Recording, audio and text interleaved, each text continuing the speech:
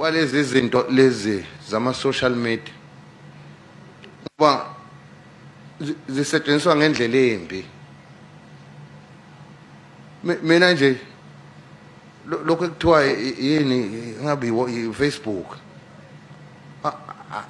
angiyazi kodwa kuthiwa kuhlale kukhulunywa ngami kuleya nto kodwa angiyazi ukuthi isebenza kanjani. Angifisi ngisho ukwazi ukuthi isebenza kanjani. Nina besilo izo zonke izinto lezi ekumele ukuthi sibheke sibonisane ukuthi zingasidukisi impilweni zethu. Intsha ngiqondisa entsheni yakithi kakhulu ngoba abekho abantu abasebenzisa ifoni njengentsha. Ngiyake ngiyibuze ukuthi kwakona lama date la thina sisakhula bekuphunywa ama date umuntu ifoni yakhe sekwaba nje akasadingi lutho emhlabeni uphelele nje mina ifoni yakhe uright.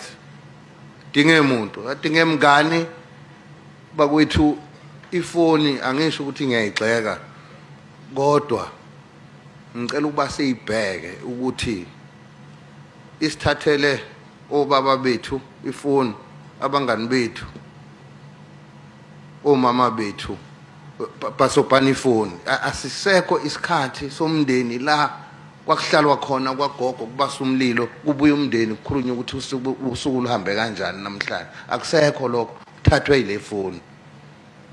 Sibhizi siyayipromoter futhi kuphuma amasha sifuna wona la masha sihamba kakhulu ifoni.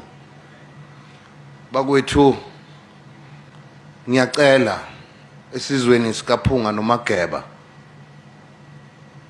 asigxile emasikweni ethu. uNkulunkulu nedlozi uyosindisa. Ngihlezi ngibatshela abantu ukuthi makusekhona idlozi makusekhona into ekuthiwa yidlozi lesi sihlalo engihlezi kuyo kasindawo ngoba siyidlozi kwasona. Ubukhosi abuyindawo makusekhona idlozi. Ngiyalithanda ngoba uthi nomuntu ehlala koSentini komhlanga limkhiphe kulabo Sentini lithi ngikudinga le koguqa sithandazo. Aha idlozi ke lelo. Asibambelele emasikweni ethu nawo ukuze abambelele kithi asisebenzele. Ilokho engenishiya nakho ngoba ayinkolo njengoba silapha namhlanje. uNkulunkulu akaze esilahle isizwe sakwaZulu akaze bulahle futhi ubukhosi bakwaZulu. Ingakho namhlanje lobu bukhosi ebusekho